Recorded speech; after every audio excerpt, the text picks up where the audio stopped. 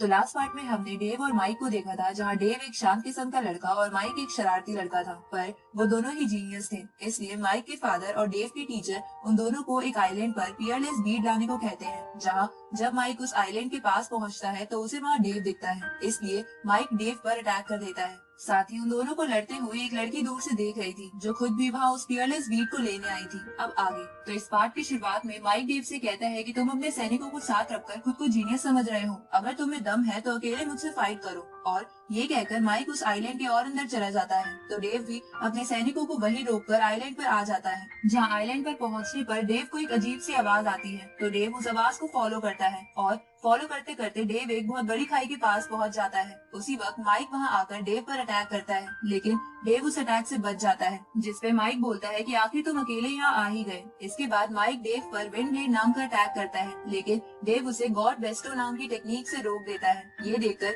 Mic Dave पर attack करने के लिए उसकी तरफ तेजी से बढ़ता है, पर डेव उसे शील्ड से रोककर पीछे की ओर फेंक देता है और मुस्कुराने लगता है। ये देखकर माइक और चिढ़कर एक साथ कई सारे विंड ब्लेड अटैक्स डेव पर करता है, लेकिन डेव उन्हें स्पिरिचुअल हैंड की मदद से रोक देता है। ये देखकर माइक डेव पर अपनी लाइटनिंग बॉल से अटैक करता है। तभी उन दोनों की तरफ एक पत्थर आने लगता है, जिसे देखकर वो दोनों उस पत्थर को तोड़ देते हैं। जिसके बाद वहाँ एक बंदा आ जाता है, जो असल में सैक्रेड डोमेन का एक वॉरियर था। अब वो वॉरियर खुद को बियर में ट्रांसफॉर्म कर लेता है, ताकि वो उन दोनों को पकड़ सके। अब ये देखकर डेव समझ जाता है कि वो बंदा सैक्रेड डोमेन का एक वॉरियर है। अब वो वॉरियर डेव पर अटैक करता है, लेकिन डेव शील्ड बनाकर उससे बच जाता है। तभी माइक अपने कई सारे अटैक्स का इस्तेमाल उस वॉरियर पर करता है, लेकिन उस वॉरियर को कुछ नहीं होता और वो माइक की तरफ बढ़ता है। तो माइक उससे बच के अपने थंडर अटैक से उसे नीचे गिरा देता है और बोलता है कि ये बंदा जितना दिखता है उतना ताकतवर नहीं है, इसलिए जो भी इसके पीछे छुपा है सामने आ जाओ। तो ये सुन के वो लड़की वहाँ आ जाती है, जिसका नाम एमा था।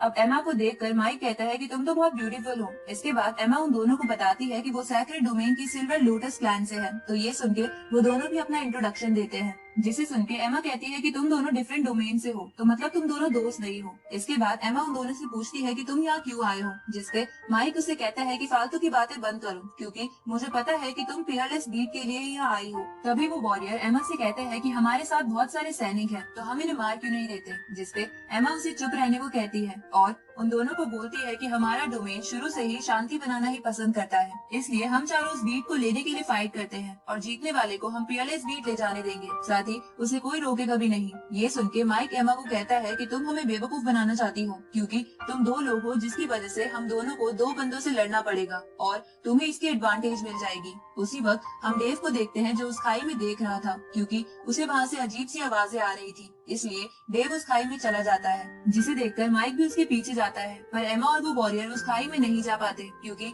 वहाँ एक सील बन गई थी। तो वो दोनों वहीं बैठकर डेव और माइक के वापस आने का इंतजार करने लगते हैं, ताकि वापस आने पर वो उन दोनों से बीट को छीन ले। इस तरफ माइक और डेव खाई के बिल्कुल नीचे पहुंच जाते हैं, जहां माइक बोलता है कि वो लड़की और वो वॉरियर यहाँ नीचे क्यों नहीं आए, जिसपे डेव उसे बोलता है कि बेवकूफ, वो एक ही डोमेन के दो लोग हैं। ये सुन के माइक समझ जाता है कि उस सील ने उन दोनों को अंदर नहीं आने दिया, क्योंकि वो दोनों एक ही डोमेन के दो लोग थे, जबकि यहाँ एक डोमेन से एक ही बंदा अलाउड है। उसी वक्त डेव अटैकिंग पोजीशन में आ जाता है। तो माइक उसे कहता है कि पहले हम पियरलेस बीट को ढूंढ लेते हैं और उसके बाद आराम से फाइट कर लेंगे। तो डेव इसके लिए मान जाता है। इसके बाद वो खाई के और अंदर जाने लगते हैं, जहाँ रोशनी करने के लिए माइक एक और एलिमेंट का इस्तेमाल करता है, जिसे देखकर डेव कहता है कि इसके पास कितने सारे एलिमेंट्स हैं, 3 तो ये पहले ही इस्तेमाल कर चुका है और अब ये इसका 4th एलिमेंट है। उसी वक्त माइक तेजी से आगे बढ़ने लगता है, तो डेव एक सील बना के उसे नीचे गिरा देता है। तो इसका बदला लेने के लिए माइक उस पर फायर अटैक का इस्तेमाल करता है, लेकिन डेव उससे बच जाता है। अब वो दोनों उस आइलैंड के सैक्रेड टेम्पल में पहुंच जाते हैं, जहां उन दोनों के सामने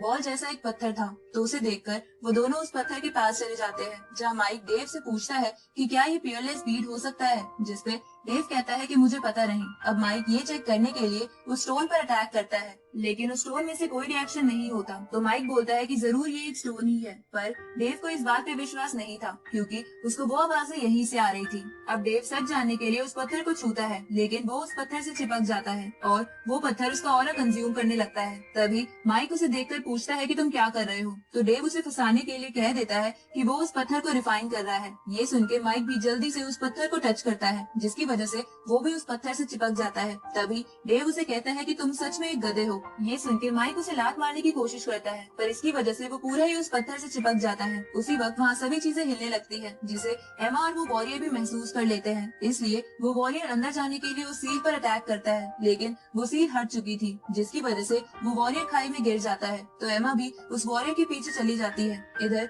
वो दोनों उस पत्थर से अलग होने की कोशिश करते हैं, जहाँ ऐसा करते हुए उन्हें उस पत्थर के अंदर एक रोशनी चमकती हुई दिखती है, पर तभी वो दोनों नीचे गिर जाते हैं और बेहोश हो जाते हैं। उसी वक्त एमा और वो वॉरियर वहाँ आ जाते हैं, जहाँ एमा उस बीट को ढूंढने के लिए वॉरियर से कहती है कि माइक को चेक करो, तो वो वॉरियर ऐसा ही करने लगता है। इस तरफ एमा डेव को बेहोश देखकर एक बार को उसकी खूबसूरती में खो जाती है, पर वो खुद को संभाल कर डेव को चेक करती है, लेकिन उसे एक स्पैरो टॉय के अलावा कुछ नहीं मिलता। तभी एमा माइक के हाथ में एक ब्रेसलेट देखती है, जिसमें स्क्रीन लगी हुई थी। तो एमा वॉरियर से उस ब्रेसलेट को लेकर उसकी स्क्रीन में देखने लगती है, लेकिन उस ब्रेसलेट में माइक ने उल्टी सीधी चीजें डाल रखी थी, जिसे देखकर एमा शर्मा जाती है और सोचती है कि माइक कैसी कैसी चीजें कलेक्ट करता है। अब उन दोनों को डेव और माइक के पास से वो पियरलेस बीड नहीं मिलता, जिसकी वजह से एमा सोचती है कि कहीं वो पियरलेस बीड कोई इल्यूजन तो नहीं था। ये सुन के उस वॉरियर को गुस्सा आ जाता है और वो माइक को लात मारने लगता है। तो एमा उससे कहती है कि बोलो मत, हमारे क्लैन का मोटिव पीस और हार्मनी है। ये सुन के वो वॉरियर माइक को अच्छे से चेक करने के लिए उसके सारे कपड़े फाड़ देता है,